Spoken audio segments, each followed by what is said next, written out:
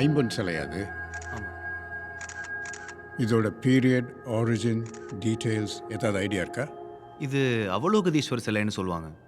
எப்படியும் ஒரு 1000 வருஷம் பழமையானதா தான் இருக்கும். சோழர் கால சிலை. கிட்டத்தட்ட ராஜேந்திர சோழனோட காலம். ஓ, அவ்வளவு டீட்டெயில்ஸ் தெரியுமா உங்களுக்கு? அது மட்டும் இல்லை, அந்த சிலையில் எழுதியிருக்கிற எழுத்துக்களை பற்றி கூட எங்களுக்கு தெரியும். என்ன எழுதியிருக்குதுல?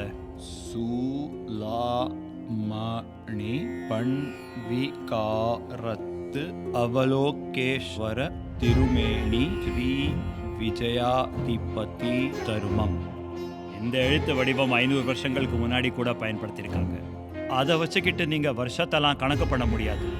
ஆனால் அதில் எழுதியிருக்கிற ஸ்ரீவிஜயமோட மன்னன் தமிழ்நாட்டுக்கு வந்த சம்பவம் 11ஆம் நூற்றாண்டில் நடந்தது. ஸ்ரீ விஜயம்?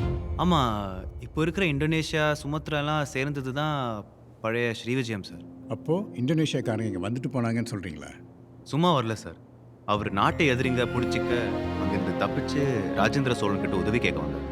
அவருக்கு உதவி செய்ய சோழர்கள் ஒரு பெரிய கப்பல் படையோட போய் அங்கே இருக்க பல தீவுகளை வென்ற வரலாறு தான் கடாரம் கொண்ட சோழன் இன்ன வரைக்கும் சொல்லிட்டு இருக்கோம் சார். இப்போ கூட நீங்கள் பார்த்தீங்கன்னா மலேசியாவில் இருக்கிற ஒரு ராஜாவோட பேர் ராஜா இசுத்தீன் சோழன் தான். அப்படின்னா அவங்களும் இந்த சோழர்கள் வம்சவழி சேர்ந்தவங்களா தான் இருக்கணும். இப்படிப்பட்ட மிகப்பெரிய ஹிஸ்ட்ரிக்கே இந்த சிலை தான் தொடக்க புள்ளியாக இருக்கணும் சார்.